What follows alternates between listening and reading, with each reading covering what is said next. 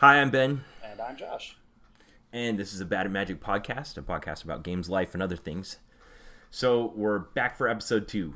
I guess 1 was a moderate success, as those things can be measured when you don't actually know. And here we are. Well, yeah, moderate success might be overstating it a bit. Like the 8 people that we cherry picked to listen to it seemed to enjoy it. My mom thought it was great. There you go. My wife listened to the first 10 minutes while doing other things, and I finally just turned it off because she clearly wasn't paying attention. She swears to this day that, no, I was listening to him. Like, yeah, okay, sweetie. You totally weren't, but that's fine. Dude, like I told you, my wife came and woke me up from a nap. She was like, dude, I want to talk about your podcast. I'm like, okay.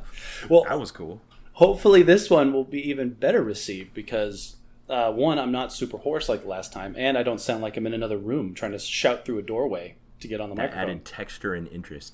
You should tell Nicole we talked about her in it. Then maybe she'll listen to the whole thing. That actually would be counterproductive for, I think, my good married life. So I wanted to close the loop on a couple of things that happened last time. One, we told the story of Patrick Bull, who was a guy I played against in the limited Grand Prix in the Magic the Gathering tournament we were in.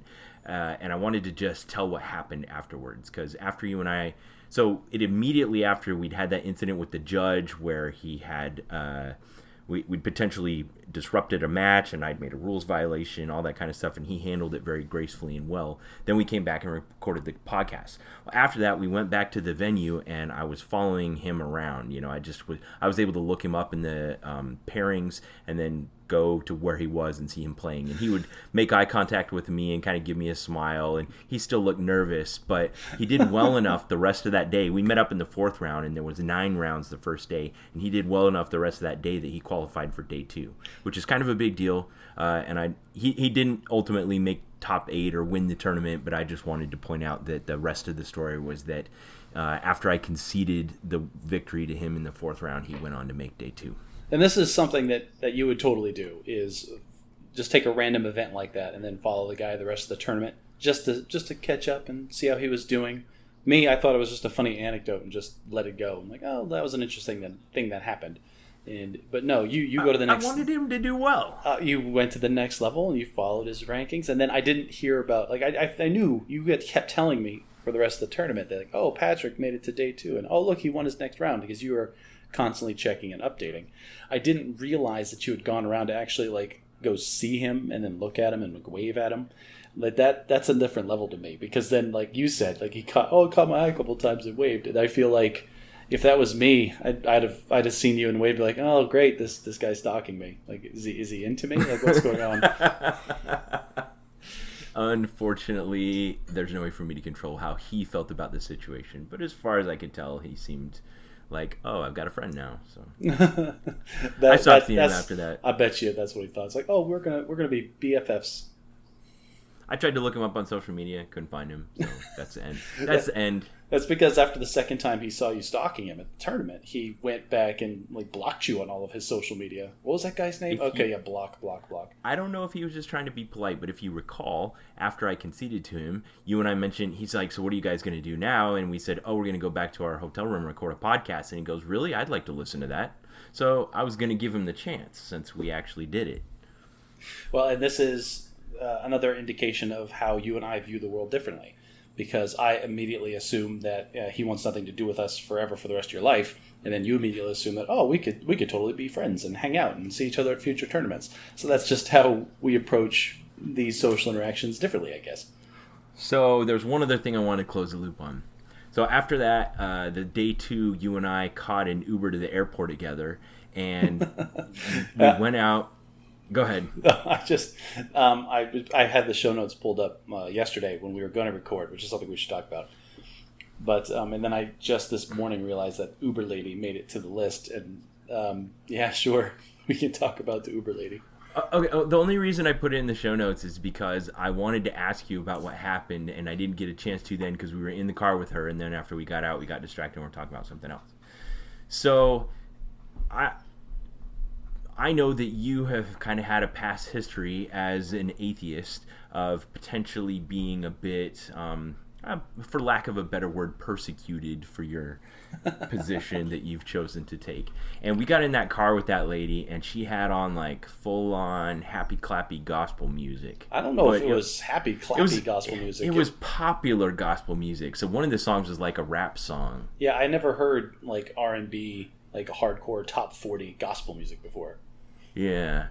So she acted like she was asking us if she wanted us to change the radio station, but she wasn't asking us. She was like, I hope you're okay with my gospel music. I don't know. Do you remember what she said? She had said something to the effect of, I couldn't get to church this morning, so this is my church today. Got it. And that was just like, as soon as she said that, I don't know if you noticed, I'm like, oh, well, that's great. And while I was saying that, I had my phone out looking up the Google Maps. Okay, how long is this ride going to last? Okay, so that's what I kind of thought you were doing, but I also don't know if you realize this, but we stumbled into an area where I thought I potentially was more uncomfortable with this situation than you. Oh, really? I wasn't. Yeah, I wasn't really uncomfortable. Let's clarify. Like, people are free to do and believe whatever they want. I'm not one of these militants that are out there saying, "Oh, well, what you believe is wrong, and here's 1,000 reasons why." Listen, you just do whatever you want. I'll do whatever I want, and as long as we don't interfere with each other, that's fine. It wasn't so uncomfortable so much as just like an annoying situation. Just kind of like, take the internal. All right, well, I'm just gonna put up with this for the next few minutes. Just like crying baby on an airplane. So maybe you just have more practice at that than I do. Like, you're better at it than me. But for me, you're familiar with the term the uncanny valley, right? I am, yes. Okay, it's a sci-fi term that means when something approaches reality, it becomes even more uncomfortable than if it's far away. Like a mannequin of a human being that's incredibly lifelike, but it's almost there, and then it really is creepy because it's not quite. Yeah, that's kind of how I feel. I've always heard that in the frame of reference of like video game graphics. Like, if the graphics get like really, really, like, the better the graphics get, the more perfect they have to be, because your mind keys into the tiny differences, and then what would be like a minor thing in a different game, because it's so close to reality here and now. Like, your brain really keys in on it and just makes it even worse than it would have been. Precisely. So I have an uncanny valley problem with gospel music. Because I'm a lifelong Christian, mm-hmm. and I cannot listen to gospel music because I don't like music that's supposed to sound like pop music but has like the lyrics of something sacred or holy. It's the uncanny valley for me. I can't go there. So gospel music makes me kind of uncomfortable. If I stumble on a gospel station, I'm like digging a song, and then I realize it's gospel music, and I change the station. I just don't like it. That's interesting, because I've always had the same kind of reaction to gospel music, where it's almost, I don't want to say exploiting in a way, because people are always going to people that feel strongly about their faith are going to find ways to channel and express that. And, if you're a musician, obviously that's going to show in your music. And so you want to share that, your feelings and your beliefs and everything, with the world. And like, I just can only hope that the monetization of it comes secondary to spreading the message. But my inkling is that it's not. My inkling is that a lot of these musicians, the primary focus is to make money, and then the gospel genre is just maybe slow-hanging fruit, or an easier. I don't know anything about music. I don't have the vocabulary. Maybe it's just. I think you nailed it. Yeah. Okay. Yeah, I totally agree with you. It's just, it feels like lazy. Like, it's not great pop and it's not great gospel, but it was easy, opportunistic way to get some money. Yeah. It's a genre where people are going to be like, oh, well, I don't really like this artist because he's not very good. Because it feels like if you're trying to criticize the skills of a gospel artist, it almost kind of morphs into you're criticizing the message, and you're not allowed to do that. So there was this filmmaker in my church that got really popular a few years ago. His name was, I think, Robert Dutcher or Fincher. Dang, I'll have to look it up here in a second. But he started making films and was starting to get a lot of attention because he was making films that were kind of about life as a member of my church, that were starting to kind of get over this hokey, clean vibe that all films have, where it's just not very realistic. And he actually started to produce some films like about being a missionary and about, having a crisis of faith and those kind of things that really felt like they were striking true to home. And he gave this talk where he talked about how that there was kind of problems where people will hide behind the label family friendly to mean that they don't have to bother to make a good film. That makes sense. I mean, I can see that. How he felt like he was on a crusade as a filmmaker to put the onus on the filmmakers to actually make good films instead of just making poor quality films and passing them off as good films by calling them family friendly, so that they can kind of use that as a pass for not actually making them good films. That's funny. Well, you know what this brings to mind is so I get a lot of eclectic knowledge from watching stupid TV shows, because they make jokes that you bring up items or topics that you would never think about. Did you ever watch 30 Rock when it was on TV? I didn't. I'm aware of it. Man, like, you don't watch anything, but you're aware of a lot of it. Okay. I didn't watch 30 Rock, but I got to tell you something. I recently read Tina Fey's book, Bossy Pants, that she wrote and published right at the time when 30 Rock was at the peak of its popularity. Okay. So even though I've never watched a single episode of 30 Rock, I probably know more than your average didn't ever watch an episode. Oh, that's interesting. Now, if we were going to talk about the behind the scenes things, then it would make sense that you would probably know more. But we're not. I'm going to talk about a scene that's in the show, and one of them was one of the characters was trying to make a movie. It started out as like this horror movie, but then like the corporate guy, Alec Baldwin's character, got involved. He's like, oh, if we film it in this state, then we get tax breaks. Oh, and if we have this product on screen, then we can get these incentives or this product placement or this money from these sponsors. And like throughout the show, they showed the same scene of this horror movie like 4 or 5 times, and it kept morphing into this really weird, like family friendly sing along musical by the end. And then like Tina Fey came into the room and was like, oh wow, this is really awful. And then Alec Baldwin was like, yeah, it doesn't matter, we're already making money on the movie. So what you're talking about with these hiding behind the family. Yeah, just calling it family friendly gives you a pass for not having to actually make a good movie. Well, and there's probably real math that happens in a corporate, like a conference room or something, where people sit down and like, okay, we can make a really high budget, very well done, gritty, realistic movie and roll the dice at the box office to see if it's popular, or we can churn out this kind of piece of crap garbage movie for this much lower budget, and then like it's almost guaranteed to make at least this many dollars. So you can see in the corporate world how the risk aversion would be kind of easier. It's like you see all these direct to TV or direct to VHS sequels that Disney churned out. I'm it's looking the same at thing. you, Aladdin 2. Yeah, we're looking at you, Return of Jafar. That movie was garbage. Exactly. And it was, but they knew, like, we can make this movie for next to nothing using half of the assets we had from the old movie, and it'll probably make money enough to justify its existence.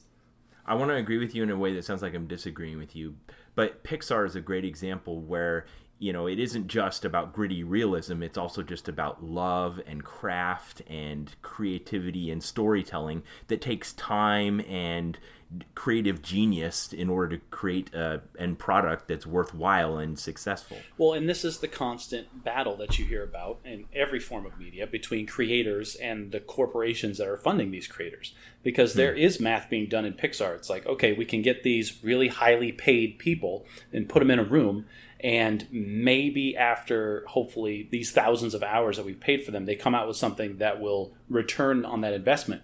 But there's no guarantee. Or we can take this intellectual property that they've already created and developed and make a sequel of it with a fraction of the cost in creativity time, and we're guaranteed to make at least some profit from it. You're right. There's just some bean counters there that are doing some math, and maybe they're right. And to us, the consumer, it looks like, why'd they put out this piece of trash? And to them, they're laughing all the way to the bank because they didn't have to pay for the long production schedule or the high cost talent. Yeah, I mean, because you can imagine these high cost talent guys being on salary for 18 months, 2 years at a time, and then maybe they have a good. It's like at the end of the 2 years, you can see them coming in the conference room with the corporate guys, be like, "Okay, guys, we've been paying you for 2 years. What do you got?" Well, we've got this story, but we're still trying to flesh it out, and it's morphed a little over time. But we'll get you something, and then you just kind of see the corporate guys start squinting at them.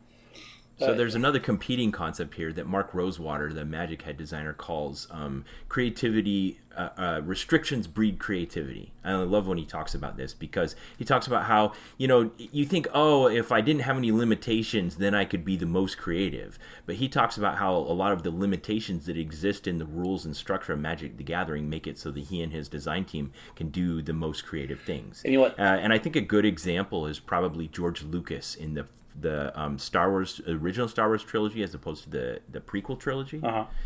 You know, where when he did the original trilogy, they were limited by production, you know, their budget and the amount of resources and the technology, and it really was something awesome to look at. But then when he didn't have any of those restrictions, well, you know what happened. Well, and that's the thing is like, oh, I have these restrictions on what I can actually film, so I guess I'm going to have to focus on characterization and story arcs instead of flashy effects.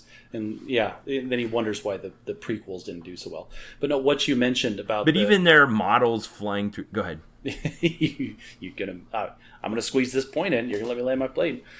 No, but what you were discussing about how the restrictions kind of give you the boundaries, like that happens all the time in any creative media. Like I remember the first time that really happened to me was one of the original Elder Scrolls games. I think it was Oblivion came out. And there's this tutorial for a couple hours where you're in this dungeon, like, and they teach you how the game works. Like, oh, here's the menus, and here's how you fight bad guys. And then you come out of this cave, and it's just this big open world, and you have like this generic compass that says kind of go that way. And I experienced opportunity paralysis. Like, it's like, wow, there's no restrictions. I can do whatever I want, and I just don't know what to do. And I put the game down and never played it again, just because I don't know, it just didn't grab me, and there was too many choices for me to make right off the bat. So, I mean... Opportunity paralysis. I love that term. Did you coin that? I don't know if I coined that or if I heard it somewhere, but that's how I describe the feeling that I felt. It's like, oh, there's so many things I can do, I just don't know what to do with them. I feel that way a lot. I hope I'm not dating myself here, but are you too young to remember Blockbuster Video? Am I really, Ben? Like, I'm not that much younger. Oh, come on. Lord, I'm not 20-something. Yes, I remember okay, so my parents sent me to Video. Blockbuster Video to go get movies. You know, if you go to a Redbox now, you just have maybe like 30 choices max, and it's just the most recent or the most popular things, and that's it. But, you know, when you walked into like a Blockbuster Video, it felt like they had the entire catalog of every movie everywhere. I had a friend I used to go to Blockbuster with like every now and then, and we would spend like 4 hours there and walk out not having chosen anything. It was just opportunity paralysis is a great way to put it. That's funny. I feel like we're going to date ourselves in this podcast years from, like, there's going to be some 14-year-old kid that puts this podcast in his head and he goes, what's Blockbuster Video? And then 30 seconds later goes, what's Redbox? So I want to put that down as something. Well, I'll tell you a story real quick. So we were with my kids as we were leading up to Marvel's the Avengers Endgame. We were going back and probably doing like you do, although not in as awesome a way as you did, where we were watching all of the back catalog of the 21 other movies in the Marvel Cinematic Universe. And you have to watch them in order of production. That's not awesome. That's just the way you have to do it. Right. That's what you were doing. We were just watching them. I was skipping ones I didn't feel like watching again, like Thor: The Dark World. Like, I get it. I just don't want to watch that again. And we were having a good time. And then, I'm going to make the case for Thor: The Dark World. If you've never seen Thor: The Dark World, you should see it just so you can make fun of Natalie Portman and realize why everybody hates her and why they got rid of her out of the franchise after that movie. And now we've talked about two bad Natalie Portman franchises. What was the other one? We'll see if we can... The Star Wars prequels. Oh, I keep forgetting she was in that because the movies in their entirety are so forgettable. Yeah. So what had happened is after Endgame came out, we went and saw it and liked it, and we kind of had a bit of momentum in the family. So it was like the next Wednesday night rolled around this summer, and there wasn't anything going on. And we're like, well, what do we do? So I asked my kids, and they had never seen the Sam Raimi Spider-Man movie trilogy. I was like, okay. So we put that in. And some of it, I didn't realize that even though it comes from the 2000s, that the technology is already starting to be dated. So there was a scene where Peter and MJ are on the outs, and he goes to a payphone, and he calls her in her apartment, and her answering machine picks up. And he's talking to her, and he's like, please, MJ, pick up. And I looked over at my kids, and I realized they were utterly baffled by all of this. Yeah, they have no idea what that was. Like, he was on a payphone, she had an answering machine. Like, how is he able to pick up his phone and she can hear his voice in her apartment? Like, and why does he keep telling her to pick up? What does that mean? That is and funny. We actually had to pause the movie and explain all of this to my children. And I realized that, wow, the technology's also already come so far that my kids were only like, not that young are already confused by this. My wife showed me a YouTube video not too long ago where there was these two teenagers and they're in like their grandparents' house or something, and they started filming it. And these two teenagers by a rotary phone, a landline rotary phone, and they said, "Okay, I'll give you $100 if you can dial this phone number in the next 5 minutes."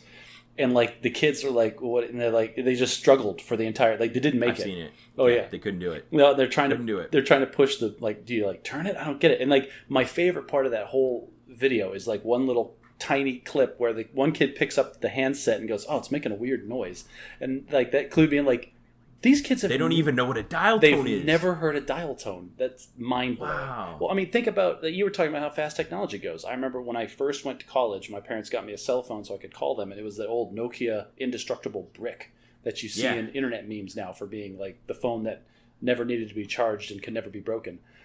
And then 5 years later, after I graduated, there was the super thin Razor flip phone that I got because it was the new hotness on the market, right? It was like the thinnest, tiniest You had one phone. of those? I had one of those, and it was awesome. Awesome. I was fresh out of college, like brand new professional. Of course, I'm going to have the slickest phone I can buy because I was full of myself and kind of a D-bag back then.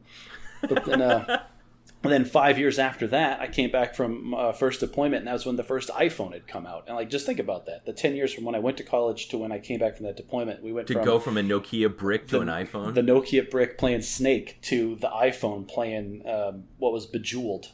Bejeweled was the Candy Crush before Candy Crush was a thing. I held out for so long. I don't think I got my first smartphone until like 2017. Oh, wow. Seriously? Okay, Yeah. For those who are listening, we are recording like in September of 2019. So the fact that smartphones have been around for 10 years now, and you just got one 2 years ago, that blows my mind. What were you using before? It was just a weird series of circumstances that leads me right into what I wanted to talk about next. A So weird I'll series tell of you what circumstances where you Well, had okay, ancient so here's the technology? thing. So let's go back to... it was kind of like... It was kind of... I don't want to call it... Okay, I got to tell you a story about my dad. So my dad one time heard the ad campaign that Frito-Lay put on where they said, "Lay's, bet you can't eat just one." Oh, so my you've told me dad this story. ate one Lay's potato chip and has since then never eaten a second. That's So now imagine that I was raised by this man. so. This is That's either an amazing story or a horrifying story, depending on your perspective.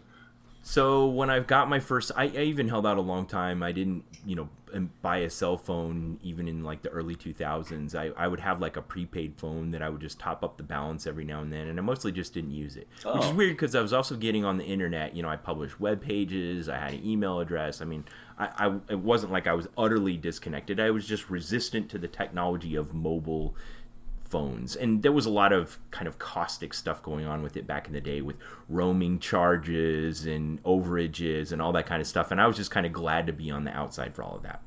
You're really dating yourself, and this is the first time that I'm gonna say that you sound like kind of a curmudgeon, like one of those old guys, like, oh, I don't understand this newfangled technology that the kids these days are using. I'm aware I'm delving into that area. So back in the mid 2000s, my wife and I both got like prepaid throwaway phones that are like those Nokia bricks you were talking about, just for emergencies, and that's all we used it for. It was just to call each other emergencies. We didn't even text yet, and I was aware of the Razor phone and the smartphone thing, and I was just happy to let the early adopters work out the kinks and take all the overage charges on my behalf. Then we got orders to Italy in 2012, and I moved to Italy, and then it was really complicated and with getting a provider and having a contract, and then we moved to England, and everywhere I go I was provided with a government cell phone that was very much the equivalent of the Nokia brick. And I was just barely able to limp along with connectivity to others and stuff. And these phones texted, but I was doing, the hit the number 3 times to type. Oh yeah, I remember C. my sister. That was like the T9 or whatever they called that texting method. She's 5 years younger than me, and so she was texting back on those old Nokia bricks, and she could do... Was she super fast? Yeah, she could do the T9 3-button clicks without looking at it and string like whole sentences together without ever having once looked at her phone. And like I never understood what the appeal to text messaging was until I got that first iPhone, when I realized, oh, this is a way I can talk to people without having to talk to them. So I was the right age to have been part of that, and just made a very conscious decision to deliberately jump completely over it. So when I finally got back to the States, I'm like, all right, I'm ready to make the plunge. I bought an iPhone 8, and here I am, just now it's like it's a normal part of my life, and I don't feel like I lost anything for those other years that I wasn't doing it. Ew, iPhone. Gross. Yeah. All right, so I did say I bought the first iPhone when it came out. I have switched to the Galaxy, just the Android phones in general, and I couldn't be happier having Apple not like get its parasitic roots into my household, into my ecosystem. That's the only problem with Apple. Like, their products are great and they're flashy. The problem is, if you have one Apple product, it makes it just a ton more convenient to use other Apple products, and soon... You nailed it. Yeah, soon... That was why I bought an iPhone. Well, and then soon you find everything in your house is Apple OS or iTunes or iThis or whatever, and like, it's too much. I want the freedom to be able to choose the software I use, thank you. Well, I wish I could take a photo of what my setup is right here, but I have my Microsoft Surface laptop sitting on top of a closed MacBook. Well, as it should be. Yeah, this MacBook is only good for supporting my Apple's computer or my Windows It's only computer. good for holding it up off the desk. Yeah. So I'm not completely in the parasitic Apple environment, but definitely I recognize the pull of their ecosystem and what kind of business sense that makes. So I told you all that because I want to tell you about when we moved to England. I was on exchange with the Royal Air Force. I mean, some people can go and do 5 years in Europe like I did in Italy and England and not really immerse themselves in the culture and the experience over there. Oh, yeah, but not Ben Rich. Ben Rich is going to dive headfirst into that culture and come out the other side speaking with the accent and wearing Sì, va bene, molto bene. And wearing the Bath rugby shirt that he got on his season ticket holder status. Well, but it wasn't just that. I mean, guys that go to like an American base in England, you can live on the base and work all day with Americans, and it's just like little America overseas. But I wasn't on that kind of tour. I was on an exchange tour, which meant that I worked in a British unit in place of a British person, which meant that every single person around me was British.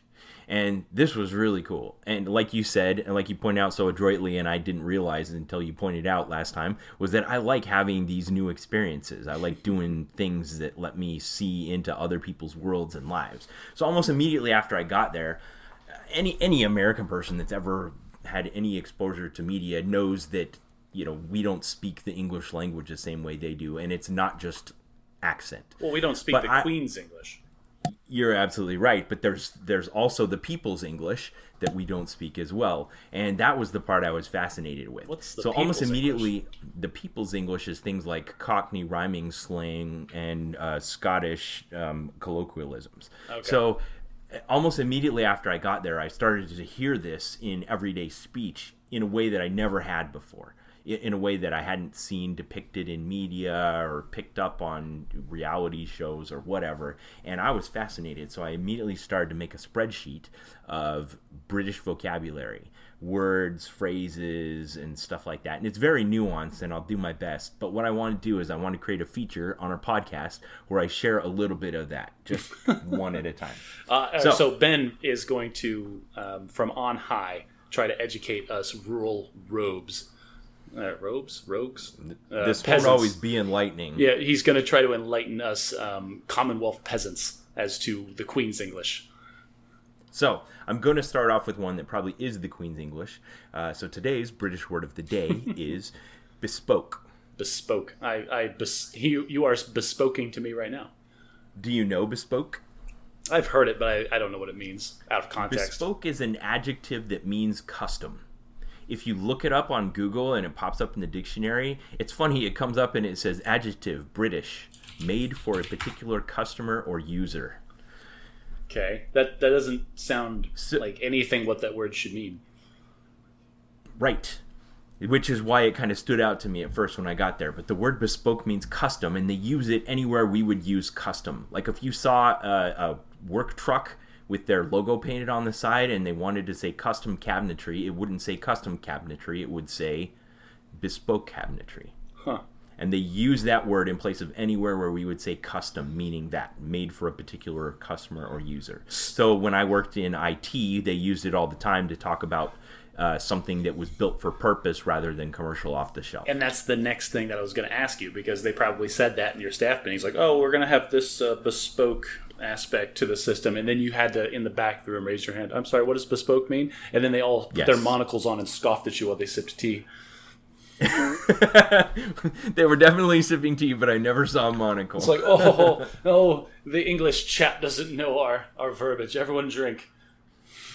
This was one of those funny words that not only did they not think I wouldn't have known it, like it didn't even occur to them that wasn't a word that Americans use.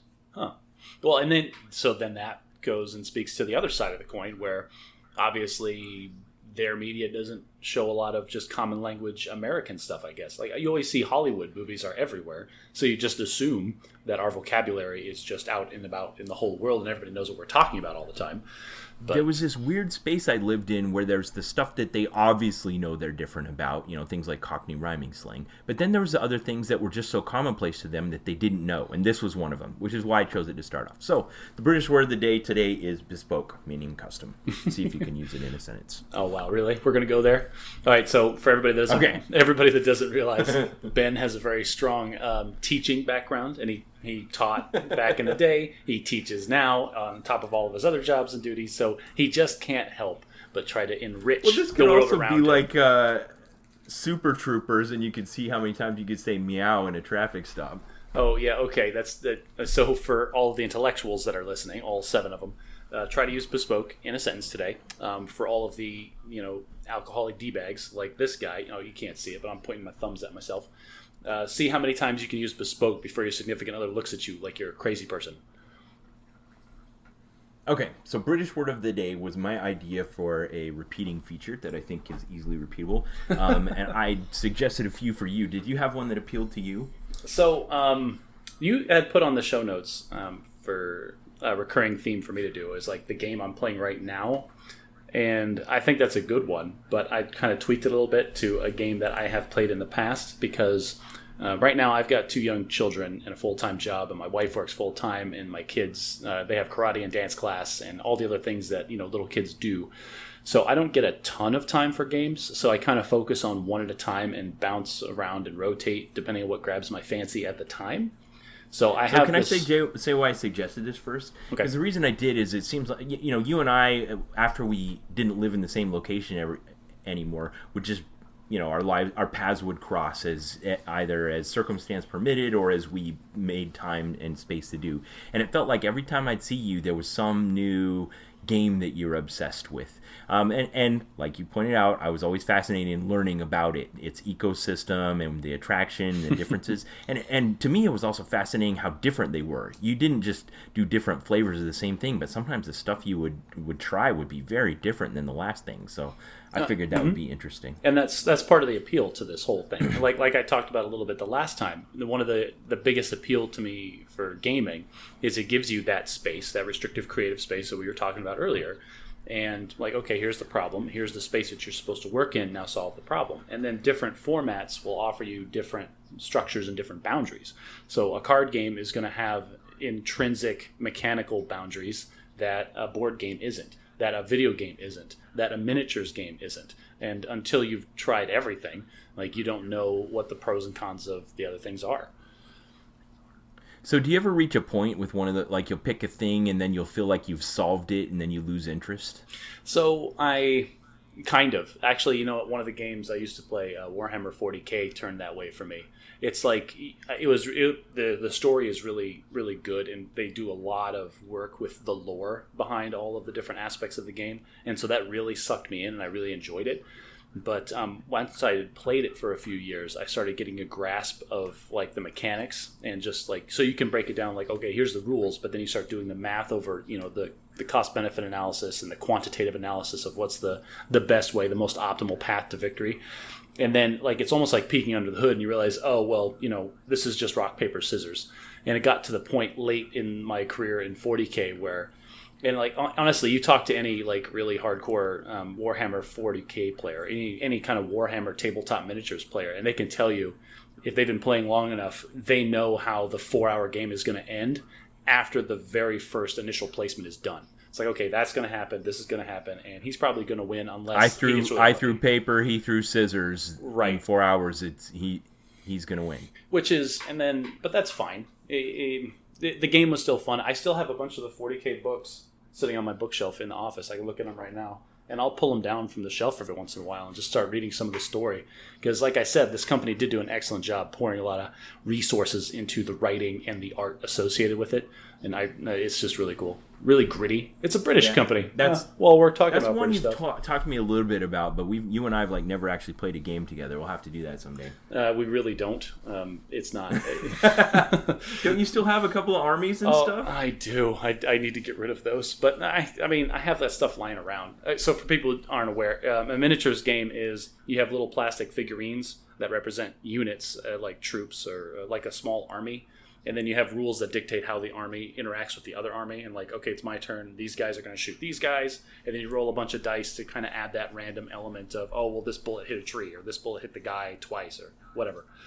And so the outcome of the game is this back and forth kind of modern combat simulator sort of thing. So I have hundreds of these figurines that are painstakingly assembled and painted by myself over the course of what has to be hundreds of hours, and they're just in so a why would you say that we closet. Shouldn't play a game? I wouldn't. This game wouldn't. I don't think it would appeal to you mechanically speaking. It takes a lot of initial. You have to have a lot of knowledge to get anything out of your first game, and the games are very long. Like a standard, we used to play 2,000 point games, and they would take on average 4 to 6 hours to finish. All right, you're revealing how well you know me. Yeah, so it's one of those things where if you enjoy it, then you're going to have a lot of fun with it. But I wouldn't recommend that for somebody that's at your level of nerdness, just because it takes, for example, one turn could take half an hour. In that half an hour, you're just kind of watching the other player play, and that takes a different kind of patience than different games do. This is what I found. So I've introduced my immediate family, my parents and my wife and my brother, and my sisters-in-law and my sister and them, my immediate family. I try to get them into these board games, and I've realized one of the key points to get non-nerds to play nerd board games is that the turns have to be quick. You don't. Yes. Nobody enjoys watching somebody with greater knowledge of the game pull off some elaborate, super fun combo to them that just makes it impossible to beat, and so you're just sitting watching one person play. So if you want to have, absolutely, or you pull out the manual and drop it on the table, and it makes a resounding thud. They're like, I'm out. Well, now, okay, there was one board game that I've introduced to people that it does have a very thick manual, and I told everybody, I was like, all right, I need you all to say yes to this. I'm going to bring out the most nerd hardcore board game that I've ever played in my life. It's got a really thick instruction book. It's going to take me 45 minutes to explain to you the rules of this game.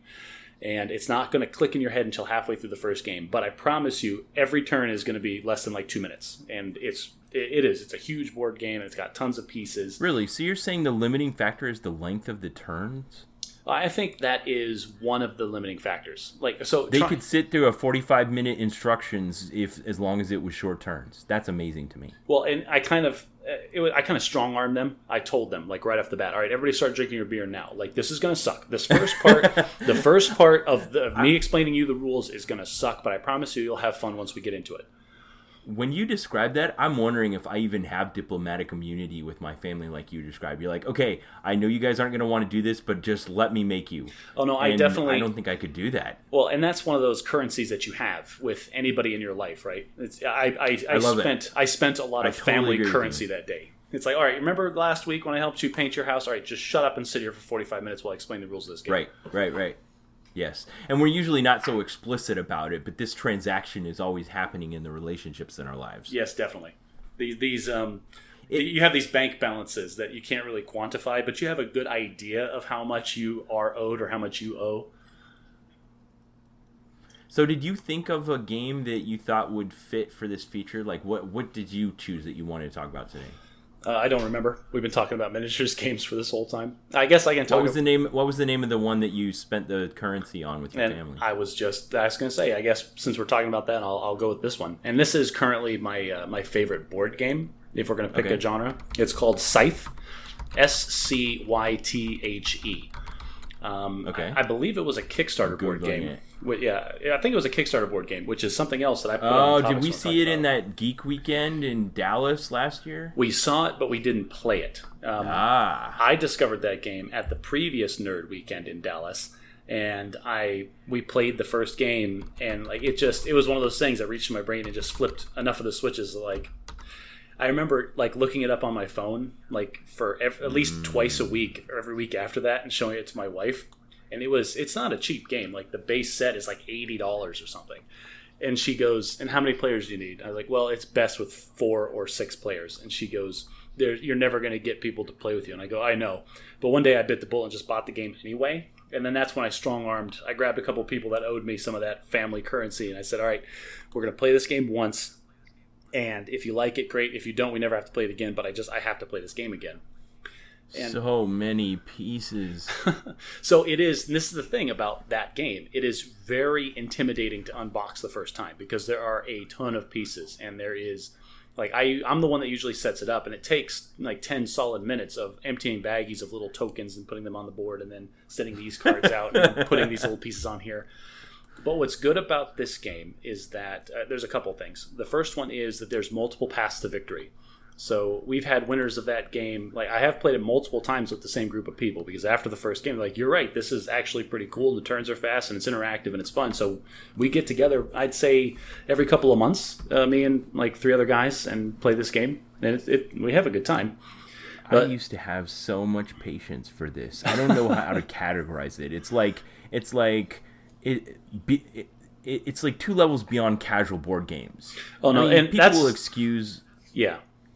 We have to have another discussion. The first time I learned how to count out how much the initial cash of Monopoly was. Like, that was the most complicated that it felt like you could get. Like, in order to hand out someone's initial money in Monopoly, you got to give them 2 500s, 2 100s, 2 50s, 6 20s, and 5 10s, 5 5s, and 5 1s. So that's the initial amount. Monopoly drives me nuts because it is the board game that everyone has in their house.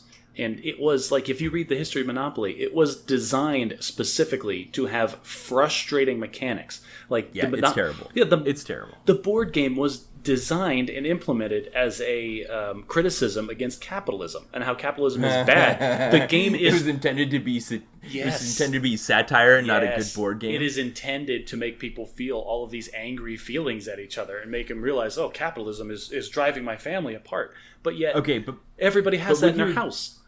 Would you agree with my assertion that Monopoly is kind of right on the edge of the amount of complicated to set up that is right on the border of casual gaming? I could get behind that. That's probably the level where you have what, 2 decks of cards.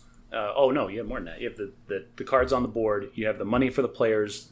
Each player has their piece, and then there's the properties that have to be sorted. Yeah.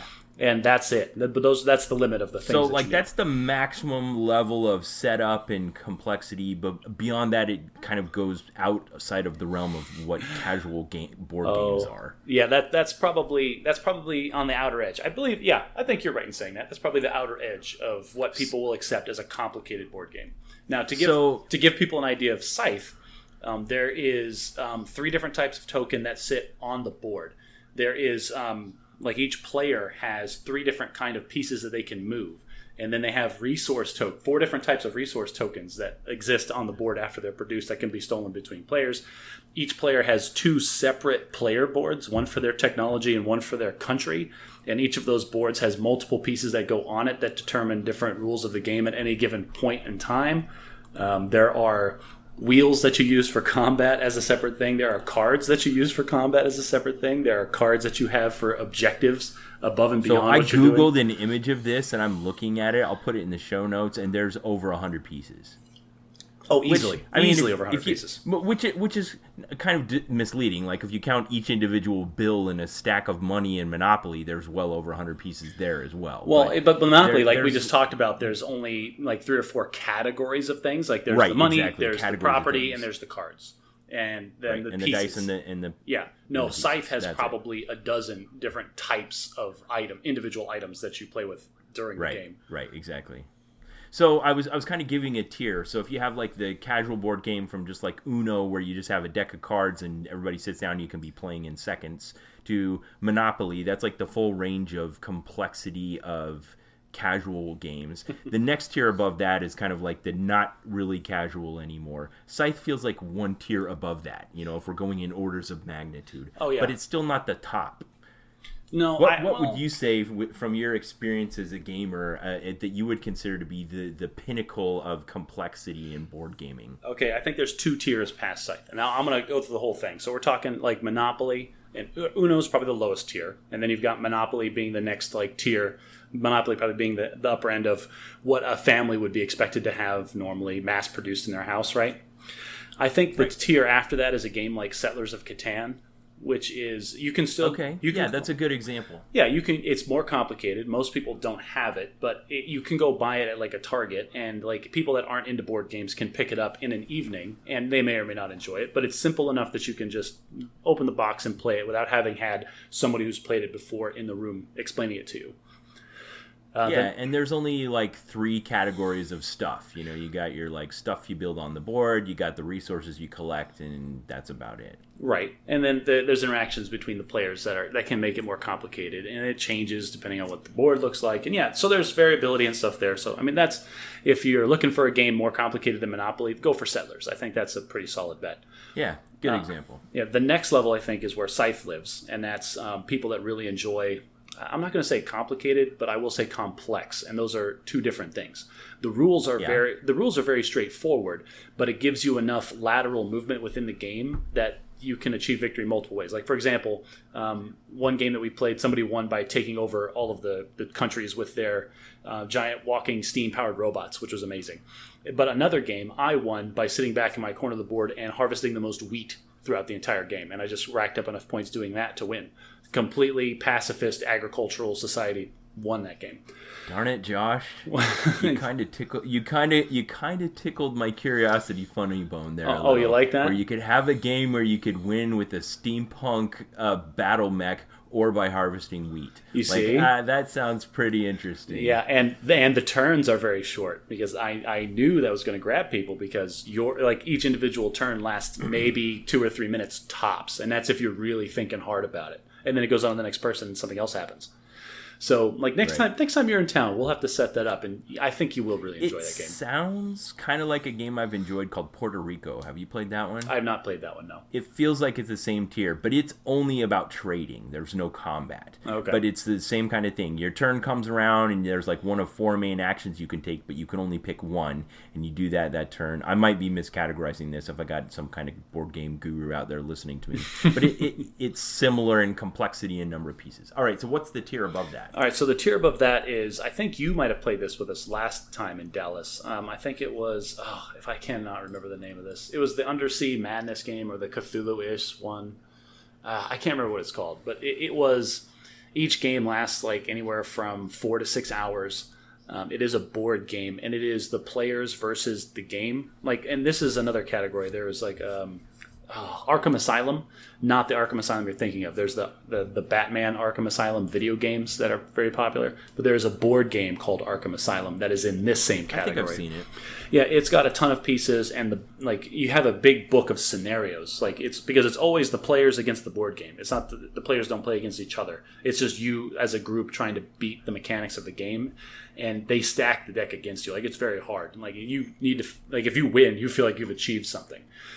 But there's an overall objective to each scenario, and then the board is always a little different, and then you have to pick one of a dozen different characters that you can play as that have unique little characteristics about them, and you try to synergize with your the other players to try to maximize your chances of beating this game.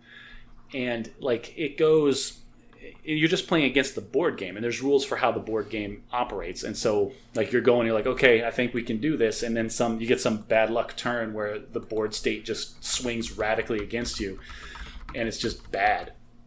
That's probably the next tier of board game. I think that's, it requires a whole nother level of involvement and understanding of the game before you can even sit down to play one game. Because if you sit down as a newbie, if nobody at the table has ever played the game before, then you stand no chance because you have no idea what advantages you need or what synergies that you need to create amongst the players to even stand a chance against what the game is going to throw at you in the first 2 or 3 turns. So what would you consider to be the top tier then? So the top tier is a game that I have never played before. It was a game that it was briefly demonstrated to me at the last Dallas one. Don't say the name of it yet, because I was thinking of one and it might be the same one. Oh, I don't know if it's... Is it Twilight Imperium? No, it's not. I don't know enough about Twilight Imperium to talk about it. Wait. Okay. Crap, let me Google it. Oh. Twilight. So last month when I went to the family reunion, I have two, my brother and my brother-in-law, that are both big board game aficionados, and whenever they have a family get-together, they both bring a stack of games way bigger than we would ever have time to play, just in the hope that someone will want to have like an all-night bender. And they got out this game, and I gotta admit, I kind of avoided it, and other people played it, and I ended up not playing it, which is weird for me, because it's not like I had better things going on. I was just like, I don't know if I want to play that, and I decided not to. Okay, I'm looking at pictures of it now, and I don't know. That's not the next tier that I'm talking about. This one looks like it would probably exist on the same tier as the one I'm referring to, where you're playing against the game, because it does. Yeah. It might be in with Scythe. I don't know. I'd have to play a game or two of it to see how complicated it got. But it does look interesting. I'm guessing just from the pictures. This is something I like about your personality. You say I'm always open to new experiences. You're always open to new gaming experiences. You're willing to give any new game a chance. You'd be like, all right, if other people find this fun, maybe I can too. I'm in. I will dedicate all my brain power to this. I will learn the rules. I'll understand the board and the pieces and how everything interacts, and I will play this game. And sometimes I just feel like, oh my gosh, I cannot dedicate this much brain power to this thing. Okay, no, so this Twilight Imperium does look impressive, and I would be interested in playing a game or two of it. But no, the next one down, and I can't for the life of me remember what the name is. If I do, I'll let you know, and we can put it in the show notes. But it was this... my buddy was showing it to me, and it was on Kickstarter only, and like the starter box is like $400 or $500 or something. And it's a game that you can tell that there is absolutely no mass marketability to it whatsoever. It is far too complex and far too nuanced. Like, it would never ever. I think that was there when he was showing us. He had it like in his closet, and he had like 10 boxes of stuff for this game. Oh, was you playing that with us? Where we fighting the lion? No, I didn't play it, oh, okay. But I saw this, and I agree with you, what you're saying, that this is not mass market kind of appeal. Oh, no. This is very niche. Oh, yeah. Hey, if you see someone whose eyes light up when they see a game with more pieces than you can shake a stick at, this is the game for you. Well, he had a giant stack of pieces. Oh, my gosh. The reason that I'm bringing up this game as the top tier is because it's a game that he and his roommate, had been playing the same game of it for like a month straight in multiple 6 to 8 hour sessions. And the idea behind this game is that it starts out as one thing, and then as you progress in the game, it becomes a different game. Like the mechanics change, and then like the objectives change. Like you start out as a single part, you're controlling one little piece on a board. And apparently you wake up in a cave with no memory, and the first task is you have to fight this lion. And apparently a lot of games end right there because you get killed by this lion. But you work together as a team, and with this weird combat mechanic they have. Yeah, you did play it.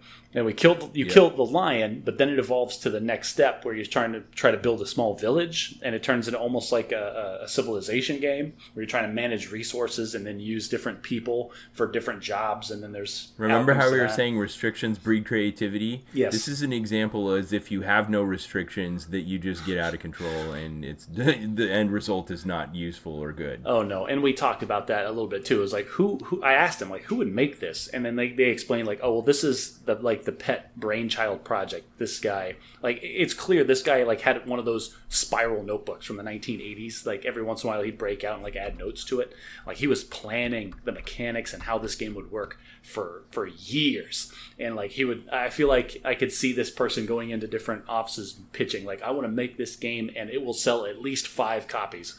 And getting like the hard pass, like no, sorry. But then Kickstarter became a thing, and he's like, okay, there's enough like power nerds out there that'll be interested enough that I can just get any game company executives. I just got to please myself. And it's I swear it's one of those games where it's so complicated that there is no chance that he made any kind of a profit making this game, but it was something that he just had to get out of his soul. Like, I want this to be a thing in the universe so badly that I'm willing to take the chance on it. And if he has made money on it, then, well, good for him. But there's just no way. That's a whole nother level of complicated. anyone that designs games like that you can play for a month, one, doesn't have children, and two, that just has to dedicate a whole chunk of their life to that kind of thing. So that brings me to something else I put in the notes that I want to talk about today. I want to talk to you about my unified parenting theory, because this is something I've been working on for a while, and I've never actually talked to you about it. Are you done talking about board games? Wow, that was a rough transition. But yes, Sorry. I mean, we can talk about board games I could talk about board games all day. But for today, I think we're good talking about board games. Okay, so I kind of got a head start on you on the whole having children things, but I like how we were able to maintain a friendship even though while you were still a single carefree guy. Stop. And I had... No, hang on. Time out. All right. Oh, I guess I got a little of a head start. For everybody that's listening, Ben had 5 children before I was married, I think. So if we to consider that a little head start, sure, that's fine. Go ahead. You're right. Samantha was born after you were married. So you know the old maxims and jokes about parenting, about how there's no manual, there's no rule book to follow, and everyone just has to kind of do their best. And once you become a grown up, you realize, kind of behind closed doors, that no one knows what they're doing, and we're all just making it up as we go along. Right. Yep. Well, from our own backgrounds, and I think you and I fundamentally have very similar philosophical foundations for what we think the goal of parenting is. And correct me if I'm wrong here, but I think my ultimate goal is to turn these miniature, immature beings into functioning adults. We do have okay, so there's a spectrum that we're shooting for, right? For the end result of your children. But I am a much more pessimistic person than you are, and so what defines the bottom of my spectrum of success is biologically alive at the age 18. If my kids are physically still alive by then. That's a really low bar. But that's the point, right? I'm going to have, if I have a low bar, then it doesn't matter how terrible they turn out, I can still high five, we did it. High five. Now, obviously, you would want the upper end of that spectrum is President of the United States. So, that just gives you a range to shoot for. If you define success large enough, then you're always going to achieve it. So early in my marriage, when I was still committing acts of marriage suicide, I would come home and the house would be chaotic, and my wife, with 3 little kids, and I'd be like, "What did you do all day?" I learned that you should never say that. You said that, and then you woke up the next morning with a large lump on your head. Yeah. Well, aside from that, she would also define the bar that you just defined. She's like, "They're all still alive." And I'd be like, "So, that's your standard of success?" Oh, from day to day, that is absolutely your standard for success. Whenever we have babysitters come over, they're like, "Okay, well, I'll take good care of your kids," and I stop them. It's you can take terrible care of our kids. That's fine, as long as they're alive and we get back. That's what we're shooting for. So obviously there's all the usual things where you're trying to just get them to make the milestones. You want to teach them to crawl and walk and run and learn to talk and have conversations and stuff. But almost immediately you start to learn that you also want them to obey you. You want to have them recognize your authority, acknowledge your instructions, and then carry those instructions out. Well, and at first...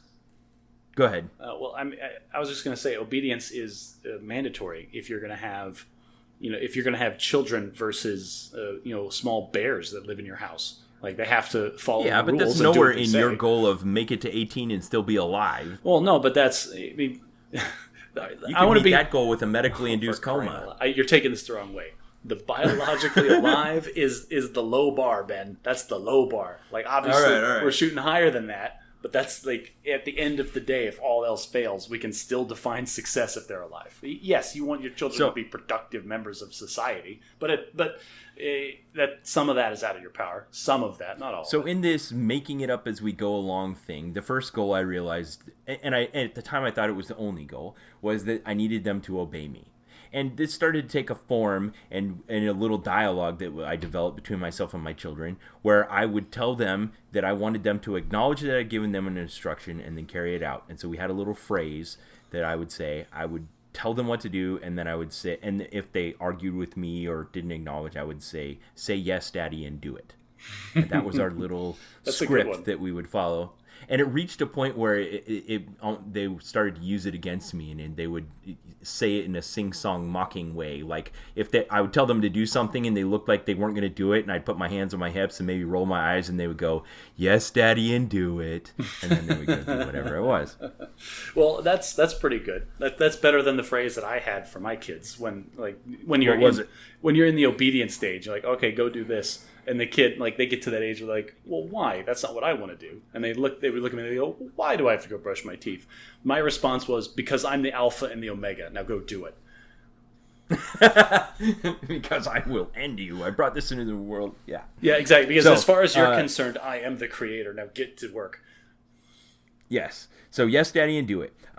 And for as I develop what I'm calling my unified parenting theory, each time I expanded it, it was because I realized that I'd achieved my goal and realized that it wasn't the end. So in this situation, once I'd gotten my kids to be able to say yes, Daddy, and do it, and the first time that happened, and I realized I'm still not satisfied. Well, of course you're not satisfied with just obedience. I don't know. At first, I thought that was the only goal. That's what prison inmates are. Like, yeah, they're obeying, but that doesn't make them good people. Right, and that leads to a whole category of things I call malicious obedience, which is where they do exactly what you told them to do in a way that's very, I can't think of the right word, insubordinate. Yes, they're following the letter of the law, not the spirit of it. Mm-hmm. Okay. Well, and the spirit of the law kind of gets at what I determined the second goal is. So the first time I told my kids, and they said, yes, Daddy, and do it, and did it, and I wasn't satisfied, I realized that I also wanted them to say, and this is the script we developed, what else can I do to help? Ooh. And so once I started telling them, and they would say, yes, Daddy, and do it, and I'd still be mad, they'd be like, what are you still mad about? I don't want you to just do what I asked. I want you to recognize that there's more to be done, and I want you to say, what else can I do to help? And so then they started to learn that. And those are two big steps. I mean, to first learn to obey and follow instructions. When you start with a brand new kid, it's limited to like something line of sight in the same room. And as you develop their capacity, then you get so you can send them out of sight and they can do multi-stage things. That's high-end obedience. Oh yes, we're just reaching the stage where we're introducing that to my daughter, where like she still needs like supervision to shower correctly. It's like, did you use soap? And then she just stares at you. You wash your hair again. But exactly. But I did wash my hair. I'm like, yeah, but you took too long to answer, so I'm going to watch you do it this time. But then like she'll get out of the shower and I'll wrap her in her towel and go, okay, what are you going to do next? And then the first couple of times she was like, and then after that, you're going to go dry off. You're going to get dressed and you're going to brush your teeth. And then now, that was like, a couple months ago. Now I ask her, what are you going to go do next? She goes, I'm going to dry off, I'm going to get dressed, I'm going to brush my teeth. So she knows the next steps. Executing those steps is still, wishy-washy. But, I mean, that's the developmental stages, right? Yes. And when you only have one or two kids, and and trust me, I don't at all look down on someone with one or two kids. My wife and I go to great lengths to never sound like we're being condescending towards people because we have 6 kids. I don't. I can't imagine you being condescending to anyone about anything. Okay. Well, because we try not to. So not at all condescending, but when you're trying to teach 6 people obedience and they're all in various stages, it can get really complex unless you're formal about it. So I don't know if I ever showed you, I probably did. We developed a system where we kept tokens and recording devices in order to be able to keep track of this and help develop it. Yeah, and that only makes sense because you were vastly outnumbered and you had children that you're responsible for at multiple stages of development, and so you would have to bring structure to that entire process or else it would fall to pieces. You got it. And it was about learning what disciplines were relevant and most effective with each child and what incentives motivated them to want to be obedient and those kinds of things. And once we learned it, we were able to fine-tune it and develop some pretty obedient kids. And then I realized that wasn't what I wanted. I wanted them to be committed. So the first phase was learning obedience, and the second phase is being committed, which isn't just doing what Daddy said. It's also then sticking around and saying, what else can I do to help? Is that And is so that the right word? Kids that. Is that the right word though? Like we're talking about, like is that commitment or is that just like you're almost contributing at that point? Like you want them to have initiative. You want them to actively seek the opportunities to assist. You're skipping ahead to the third phase. Well, that's how. Well, I don't know. I think we're going to have a semantical argument about it. I'm going through this developmentally because I was developing as a parent. Just like I said, we're all making it up as we go along. Well, so was I. I thought what I needed was obedient kids, but what I actually need is kids who are obedient and committed, who will stick around and say, what else can I do to help? So I started telling them that, and they started doing it. Well, one vignette I can give that's a good illustration of this is trying to set up a tent with a child, like a big tent with lots of poles and stuff. Okay. Where you have the situation where, like, if you're pulling the wrong direction at the wrong time, it just makes it worse than better, and having help isn't actually help. Oh yeah. If anybody, if for the people listening to this podcast, if you don't have like you think like, well, any kind of help is help, right? Have a 4-year-old help you with anything. Their help is worse than destructive. Yes. So there's a difference between being able... Eventually, life just reaches a point where being able to tell someone else something to do isn't sufficient in order to get on with life. You need the other person not only to be obedient and committed, but you need them to be responsible and have a vision for what the end goal is. And so... after the first time I had a kid say, yes, Daddy, and do it, and then say, what else can I do to help? And I still wasn't satisfied. I learned that there was a third phase. And the third phase is what you were just getting at. And that's where I think not only are you obedient and committed, but you learn responsibility. And that's about understanding what the mission is. You know, what are we trying to accomplish here? And so the way I articulate that to my children is find something that needs to be done and do it. And it's beautiful, Josh. It's beautiful when kids learn this phase where they, you know, when you're setting up a tent and you can just do it silently and cooperatively because the other person understands what a tent's supposed to look like and they know what direction to push the pole at the right time and where to put the stakes and how to put things in. It's fantastic. That is an interesting way to approach that problem. I do like that. And I'm going to actually start implementing that. Like, is that question by itself, like if you pose that question enough, then hopefully it'll become something that recurs in the kid's brain. I'm going to start asking my son, like when he's sitting around on a weekend and me and Nicole are, you know, busting our chops trying to get all of the end of week chores done, all the dishes done, all the crock pot filled with dinner for tonight, and then the laundry folded and things. I'm just going to ask him, it's like, what do you think needs to be done right now? Yeah. And at first he's not going to know anything, but maybe after a couple of months he'll think of a couple of things that he could do, and that'll be helpful. That's great.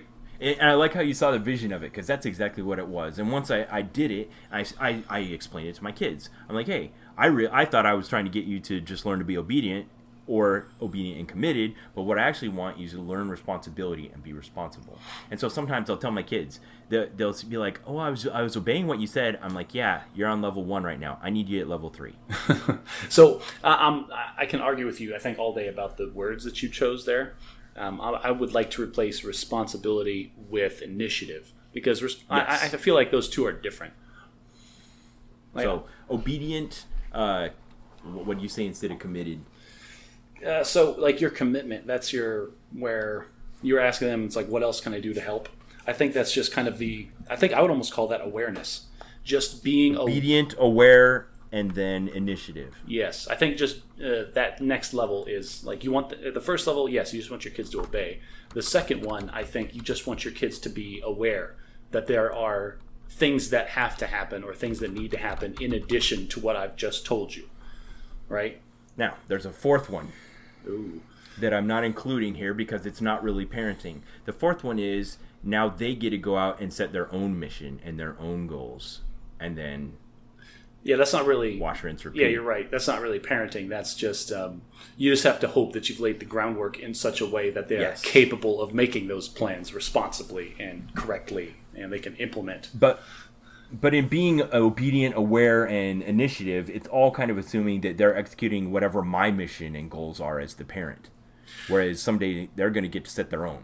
Well, but that's the thing. That's a more meta thing that has to happen, because while you're parenting and creating the structure, not only are you teaching them the obedience, the awareness, and then the initiative, but then like in the background the entire time they're kind of seeing what things that you do, what things that you choose that are important. Like when you guys go camping, I presume that everybody has different responsibilities, and then the things that you see that need to be done, that you take care of, versus the things that your wife sees that needs to be taken care of and need to get done. Your kids notice that, whether they make positive or conscious thoughts and memories of like, oh, well, daddy's choosing to do this while mommy's choosing to do this, that's irrelevant. They still see that, and that's still, contributing to their development. And so someday, when they're faced with that opportunity paralysis, stepping out of college with their degree, and they have to go out in the world and make their way, they'll have some kind of subconscious drive to, okay, well, these are the things that my parents found important, and hopefully it's, the basics like shelter and food, a stable income, that kind of stuff, the things that you need to live first, and then they start developing from there. Yeah, and I'm getting to see this now as my children are starting to leave home and stuff, and see, did I do it? Am I successful? Sure, they made it to 18 and they're biologically alive. But so no, at that point, and be a... That's the thing. They're 18, they're biologically alive, and they're out in the world. You're done. Forget them. Like, delete them from your phone contacts. You don't have to worry about it anymore.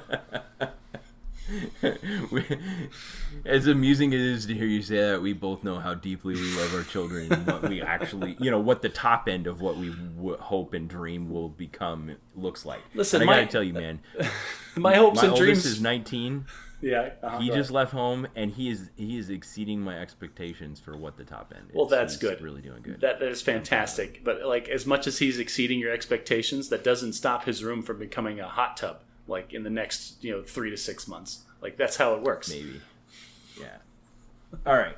So I wanted to mostly just introduce my unified parenting theory to you because I think of it in those terms now, and I may refer to it again in the future. And now that we've had that discussion, put that out of the way, I can just refer to it by shortcut. I know. They were doing say yes, daddy, and do it, but I wanted them to say what else could it do to help or find something that needs to be Listen, done. I know exactly what you're doing. All right, so the primary objective here is you want to have something to talk about on this episode of the podcast. The secondary objective is to introduce a common vocabulary that the two of us can use when discussing parenting topics. But let's face it, Ben, the tertiary objective here is you want this to be a thing out in the world, so when you write your book, people will go buy it. Don't you slide that past me like, oh, I'm just trying to contribute to our podcast. Nah, there's some self-service here too, I bet. If you have the fact that I may have already started the outline for said book. I knew it. That was the next thing I was going to say. Like, I bet you $10 that you've got that outline on your computer somewhere. Yeah. It's way too formal for you not to have written it down. Thank you for helping me refine the vocabulary for describing my unified parenting. That's all I want to say about that, though. That's good. Something else I had in here that you brought up in the last episode that I was interested in hearing your thoughts are, because I've heard you talk about this before, but I don't know what your latest burr under the saddle is about humans queuing. Yes, queuing is a very British term, isn't it? But it's forming the fact that people will form a line and wait their turn, or they're supposed to. Yes. That's yeah, we mentioned this in the previous episode, and I said that. Like, that's, I believe, the one key characteristic that separates human beings from, the primordial soup is the fact that we will stand in a line and wait our turn. And it speaks to... Do other animals not stand in line? All right, you go ahead and answer your own question there. Do other animals stand in line, Ben? Of course they do. What animal stands in line and waits their turn? While you were saying that, I thought of at least 3. Okay. How about ants? Ants walk in a line because they're... All right, so ants are less individuals as they are part of the hive mind. Like, they are cells in a larger organism achieving an objective. And no, ants walk in a line because that line, it's some set. So you're saying there's some... The human being act of standing in a line is evidence of a much higher cognitive process. It's not the physical act of standing social in a line contract. Yes, it's the fact that there is a thing. There is some thing that we all want, and instead of mobbing it like a group of gorillas, we're all going to stand in this line and recognize we have our higher brain functions that are suppressing the immediate desire to own and have the thing. But our logic takes over and dictates, you know what, this will be much more orderly and much better for everyone if we were all to just stand in a line and wait for our turn. And this is like the lowest level of social contract is first come, first served. That is something that every kid implicitly understands.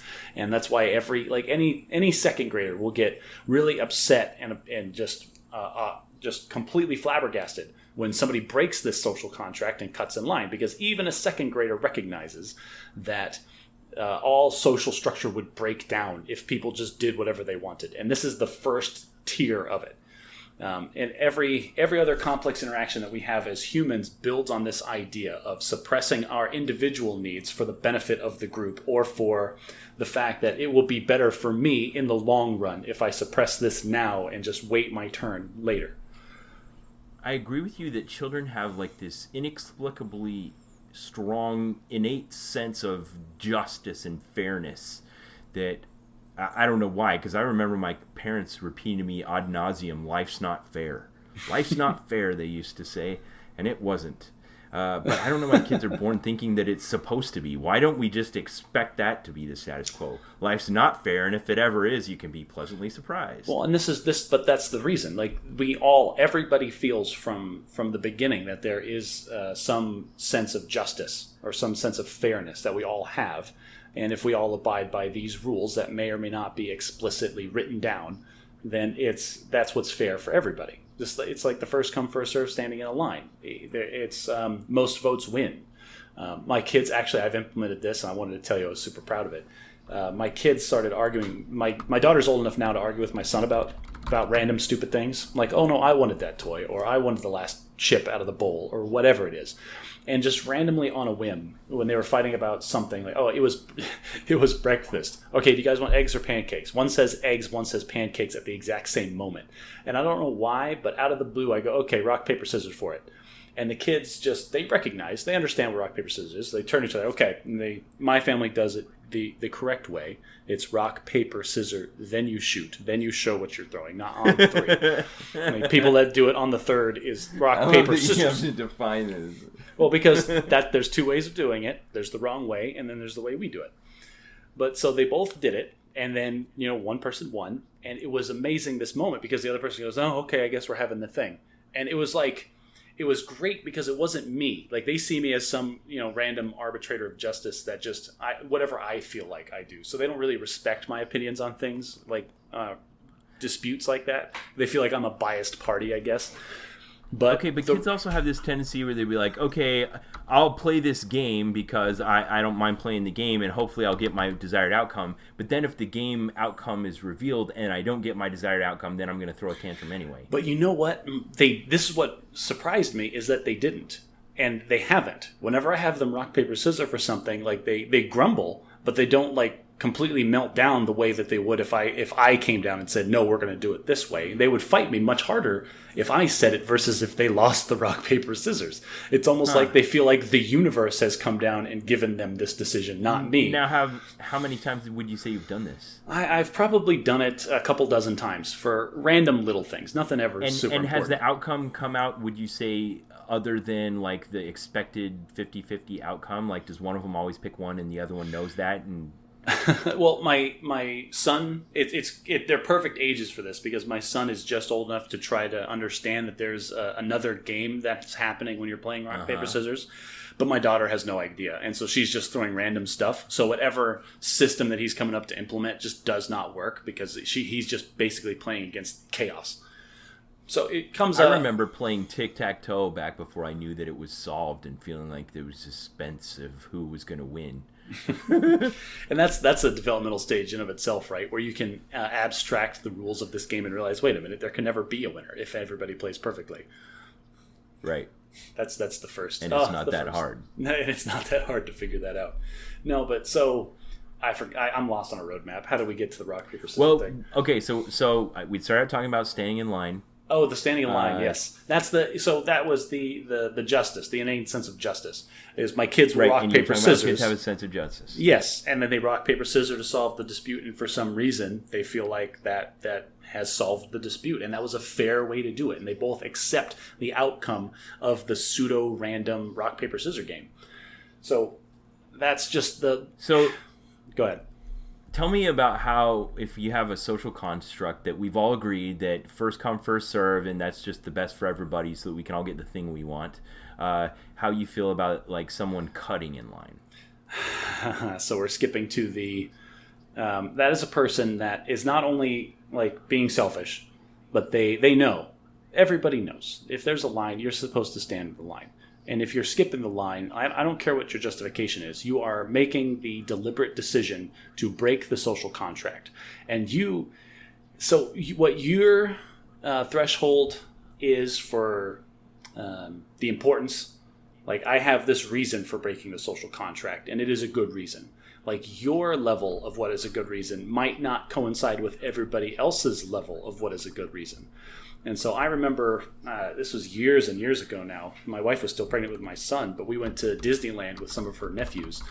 And I remember standing in these long lines for sometimes an hour or more at a time. And then people would try to jump in with their friends at the last minute. And I'd throw them out one time physically because, like, this is not how this works. You understand that we've all been here for an hour and a half and you don't get to roll in here at the last second and get the benefits that we've all waited an hour and a half for. That's not how society works. That is, nothing works this way. There is no justice here.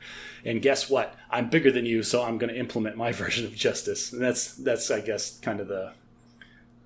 There's a video I saw on the internet that's one of my favorites where there's it looks like a train in the French subway and there's a woman standing in the doorway blocking the doors from closing.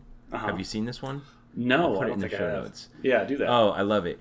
She's blocking the doors from closing. It's holding up the train, and you can see the passengers on board are getting kind of distressed. And then some guy resolutely walks up behind her and, like, right out of the movie 300, does he just kick her out? 300, he just kicks her right off the train. Just, this is Sparta. Just nails her right off the train. What's funny is that's the first thing that I thought of when you were describing this situation. Like, the doors won't close as a person's in the way. I'm like, oh, well, you just need to Spartan kick that lady right off of the platform. And he does, and it's beautiful. Because that's the only... But, like, the fact that me and this random stranger on the other side of the planet came up with the same solution should tell you right there. There is innately understood social contracts that some people break for reasons that they think are good that aren't accepted by other people. And there are resolutions that are also universally understood. Like, I bet nobody on that train was like, oh, well, you shouldn't have kicked that poor lady off the train. I think everybody else was like, good. I'm glad he did it before I had to. Yeah, and it's more than that. I mean, like, holding a train up could cause, like, delays to the entire line. It could even cause safety problems. I mean, it's not just one person inconveniencing several hundred people. Nobody's thinking of that because they're the star of their own life. Like, oh, I don't want to have to suffer the inconvenience of waiting 10 more minutes for the next train. They're just worried about themselves, and they're not. That's the problem. I think that needs to go in your unified parenting theory, is you need to imbue this idea into your children that it's not just you. You're not just alone in the universe. There's other people around here, and you need to have at least some of your brain dedicated to, like, what am I doing right now that's causing other people inconvenience? You are right, and I have a phrase for that. Okay. And I use it a lot when it's inappropriate. It sounds kind of funny when I do, but my children, I realized this when I would take several of them out in public. They would do the game where they were just playing slap and tickle, just... whatever, fooling around, just dancing around, and invariably it would lead them to bump into a stranger. That does sound really bad out of context, the slap and tickle. You need to change that to tomfoolery or something. Like, come on, Ben. I reversed it to be called slip and tackle, because that's what it turns into, is you're fooling around, they're playing, and they bump into a stranger. And so to describe that situation, I would grab them by the shoulders, look them in the eye, and say, you are doing the kind of things that make you bump into strangers.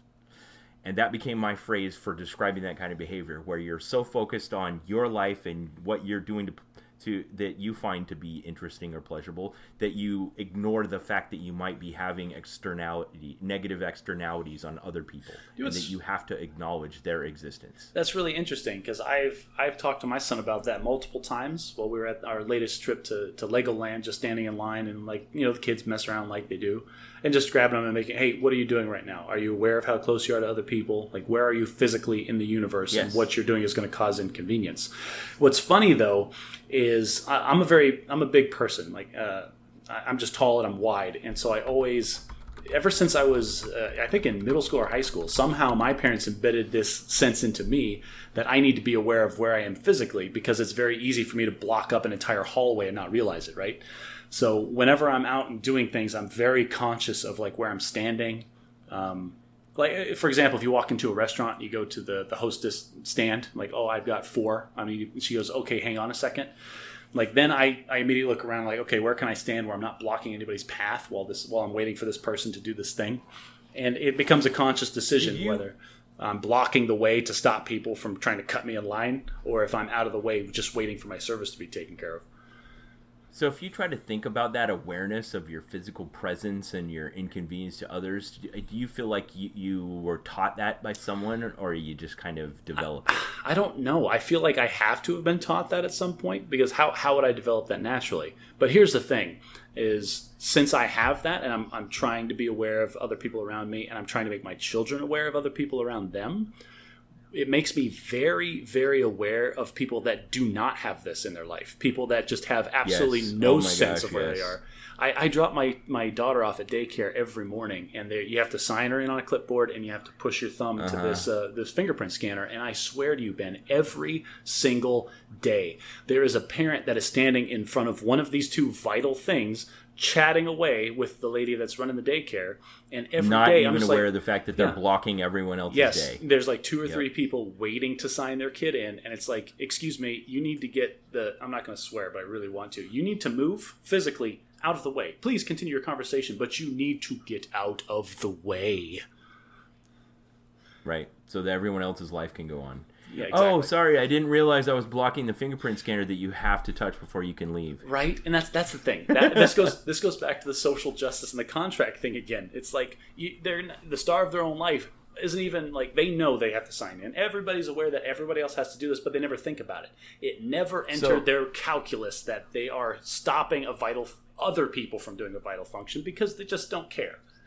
So I would posit that just like how you and I are conscious of the fact that our children are doing the kinds of things that make them bump into strangers, and we're taking a moment to stop them, like when you're standing in the line at Legoland, put their hands on their shoulder and say, are you thinking about what you're doing with your body right now? Do you realize? Because of course, when my kid bumps into somebody in like the grocery store or waiting in line, they didn't hurt them.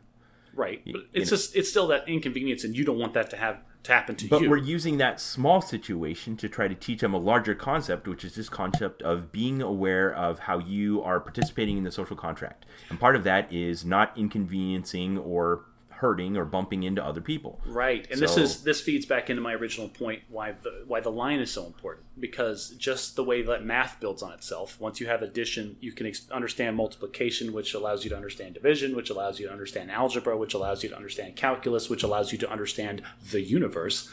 Once you have an understanding of the very basic social contract and what your place is in it, that gives you the abstract foundation to then build upon that and understand the higher levels of it. Oh, this is social responsibility. This is my duty to the public at large. And this is my moral obligation to do certain things in certain situations. At its earliest, it sounds ridiculous when it comes out of the mouths of parents, when it's reduced to simple rules like, honey, we don't poke people in the bottom. Like, whatever, whatever it is. I'll never forget this time my sister and I were waiting in line in the DMV, and there was these like hard plastic benches that were like smooth in texture, and this mother had her child with her that was probably 4 years old, and my sister and I were right directly behind her in line. And at some point, I think this child, I don't know how, got the idea in their mind that they were going to lick this bench all the way across. And the mom had her back turned, and this child starts at one end of this bench in the DMV and starts licking it, and they go so far that their tongue gets dry and starts to stick, and they get stuck. And then this kid stops halfway across the bench with like the slug trail of saliva behind them, and stops and kind of like smacks their mouth until their tongue gets wet enough that they can continue the trail. And my sister and I are just laughing so hard. And this kid gets enough spit in their mouth, goes back down, and licks that entire bench one end to the other. All right, so this is we laughed so hard. This is the intersection of like the weird things that kids do and stuff that would only ever happen at the DMV. Right, but also, but the point I was making about that is, if the mother had seen it, what would she have said to the child? Don't lick benches. Right, honey, we don't lick benches at the DMV, which is a stupid rule. Like, if you're writing that down in the comprehensive rule book of every rule parents make for their children, but really it's getting in an underlying part of this social construct, you know. Exactly. The little things build up to bigger things. Like, all right, so we need to have like a recurring section of the stupid things our kids have done that spawned a very complicated conversation. I have one, right? Because I have another one. Oh man, I've got one right off the top of my head. I want this one. So my daughter is turning 5 in a couple of months, and probably a month or two ago, we were in the drive-thru for Starbucks, just getting coffee or for my wife, and I get the milkshake frappuccino thing because I don't like coffee. But it was this, very. I don't know if I knew that. It was a very excellent employee. Like, Starbucks usually employs pretty good people. If you're going to one of the more populated ones, like they have really sharp, really quick, they work hard. And so this girl, I'll call her a girl because she couldn't have been older than 19, was, taking our order and processing the payment and then handing it to us at the drive-thru window. And she was Asian. And I'll never forget how embarrassed I was because I'm receiving the drinks from her and my daughter in the back seat at top volume because that's the only volume kids have at that age. Sure. She goes, "Daddy, what's wrong with her face?" Oh no, right? And it's just one of those moments where it's like, yeah, sorry. And I take the drinks and like, thank you very much. Have a great day. And I drive off. I'm like, Jane, oh God. And I just put my head in my hands like how do you explain racism to a 5-year-old? Yeah. Okay, so and that spawns a very in-depth conversation of, so she's not capable yet of understanding it, even if you tried to explain it. Yes, and so you have to just make a dumb rule. Exactly. So you break it down. Honey, we don't lick the bench at the DMV. Yeah. But then So me and my wife later that day are in this situation. It's like, okay, so what is the lowest level, easiest implementable rule for anti-racism that we can come up with? Uh-huh. And I think what we landed on was we don't point out other people's physical traits, like ever. If they're fat, if they're tall, positive or negative. I'd be nervous to say that, but I understand your daughter's young enough that would have to be like you said, the lowest level. Yeah, and that's the thing. It has to be the easiest to digest and understand version of it possible. And then that's like later. Like, right now we're in stage 1. Obey this rule. Later, right? Like when you're older, we'll explain to you why this rule was important, or maybe you'll just pick it up from context. Like, it's not nice to point out people of different races because that's a social faux pas at its best and a hate crime at its worst. So another version of that has nothing to do with race. Is that all babies are beautiful and all brides are beautiful. Just this like we give diplomatic immunity to certain groups of people. At certain and we give diplomatic immunity to people at certain times of their life. So when my fourth son was born, he was like 6 weeks premature, and he was way skinny, and you could see like the lines of his skull, and his eyes were bugging out, and he was not pleasant to look at. But we loved him, and he was dear to us, but we were also conscious of the fact that he looked like that. Well, one time we were at church, and a little kid comes up, and he goes to my wife, and he's like, "He looks like an alien." Oof. And you should have seen the look on his mother's face. She was mortified. And my wife is so gracious about these kinds of things because we both know what little kids are like, and we thought he did look like an alien. And she bent down and she's like, "You're right, sweetheart. He does look like an alien." You see, that's the biggest difference between your family and mine. Because I swear to you, Ben, if that little kid had done that to me and my wife, I'd have bent down, gotten in his face, and be like, "That's because he is an alien. We don't know where our kid is, but we got this one." I can totally see you actually saying that. Oh yeah, because that's the other thing that's great about little kids is because they don't have all of this, the higher level functions, is you can just lie to them all day and they'll buy it, and it's great. So that mother was trying to figure out the same thing you were, like what rule do I give my child later to make sure this doesn't happen again? But we were also giving her, we're basically saying to the mother, in effect, we know that children just let whatever they're thinking come out of their mouth, and it's okay. We're not offended, and everything's fine. Well, and here's the question: how old was that kid? I don't know. You see, because 3, and that's fine. But there's that window now where, as he gets older, it becomes less less acceptable. You're right. If it had been a 7-year-old, there would have been a totally different talk. Yeah, it wouldn't have been a talk. It would have been a dirty look at the mother. And then if it's like a 12-year-old, then it would have been a dirty look and maybe a talking to the kid right then. It's like, "Oh, that's an ugly baby." "Oh, well, thanks. You're ugly too. Now piss off." Yeah. Ooh, can I say that totally on the podcast? You have to bleep that out. So another story I want to tell that I think is a good illustration of this that fits in my parenting style is when we got to England, I took my two youngest daughters on a walk. I think they were like 4 and 6 at the time.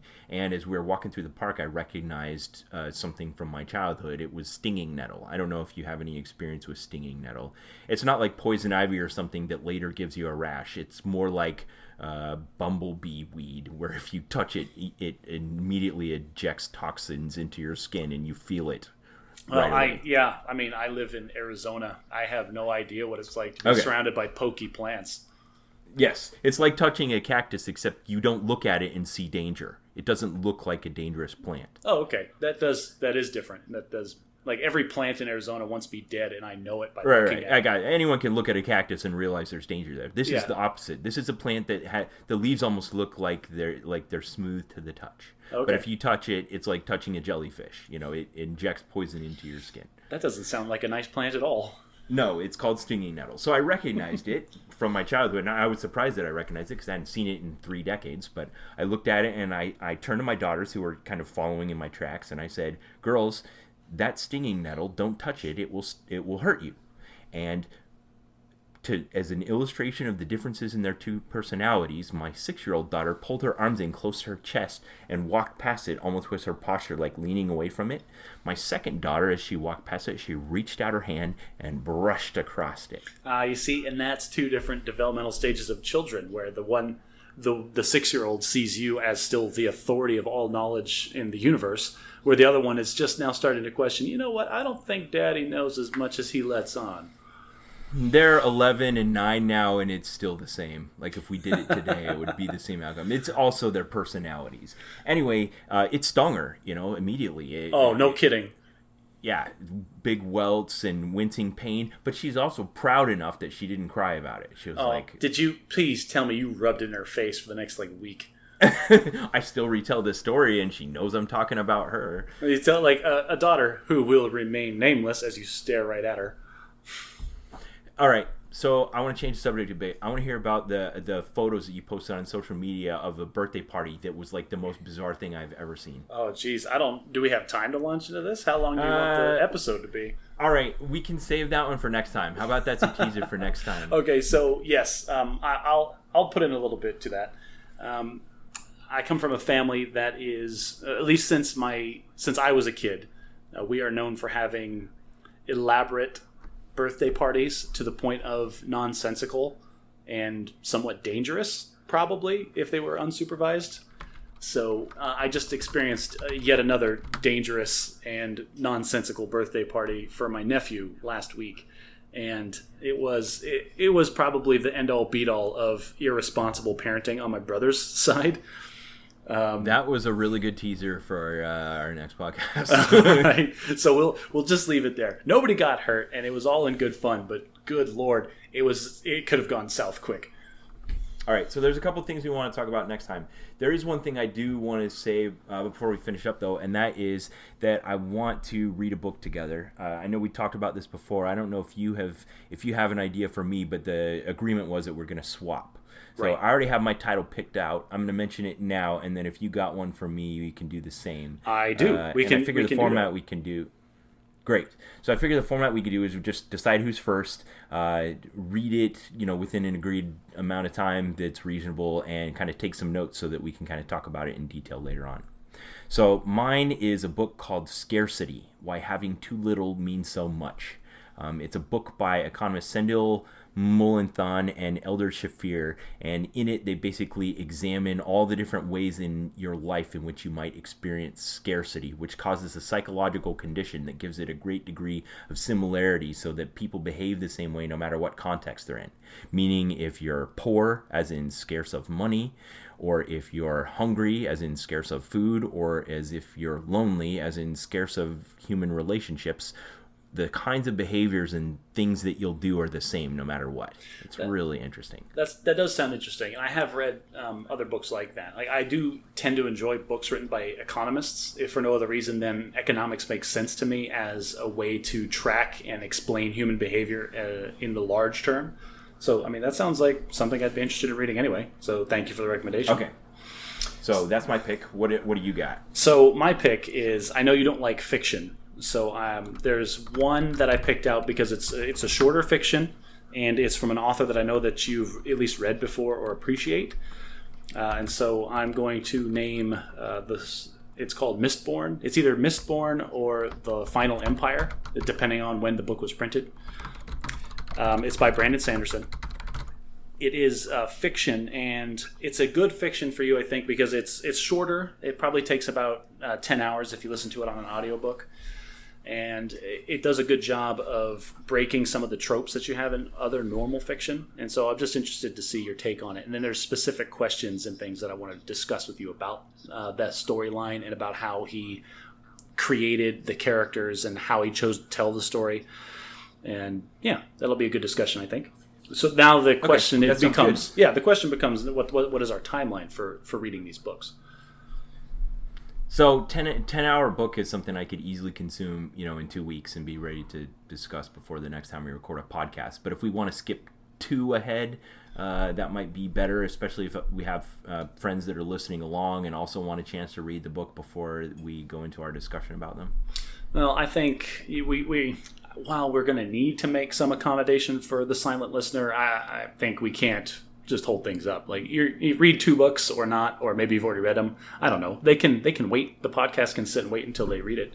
Like we only have discussed them both in the same episode. So let's pick which one we're gonna do next time, and then we'll do the other one the time after that. Okay. Well, I'll tell you what. Since the nonfiction sounds like it's going to be a little longer and harder to digest, why don't you read my book first, and then I can. Wait! I got it. Oh. How poetic would it be if we do rock, paper, scissors? Oh, that would be poetic. Now, how do we just have to go in the honor system that we do rock, paper, scissors, and then we're going to say what we're going to say at the same time, or we're going to say what we threw? No, we're just gonna throw it, and then afterwards we'll say what we threw, and then yeah. We'll agree not to cheat, and then we won't change our answer after the other person says it. Yes. Okay. And now, okay. To re-illustrate, it's rock, paper, scissors, and then you throw it. Okay. Rock, paper, scissors. All right. What did you throw? I threw paper. I threw scissors. Okay. So you won. So does that mean we do your book next time? I think we do my book first, and then we'll do yours after that. Okay.